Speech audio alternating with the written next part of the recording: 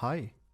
Dieses Mal zeige ich euch, wie ihr bei eurer 2021er Yamaha MT-07 den Tacho von kmh auf mph umstellt. Zuerst stellt ihr sicher, dass euer Tacho den Kilometerstand anzeigt.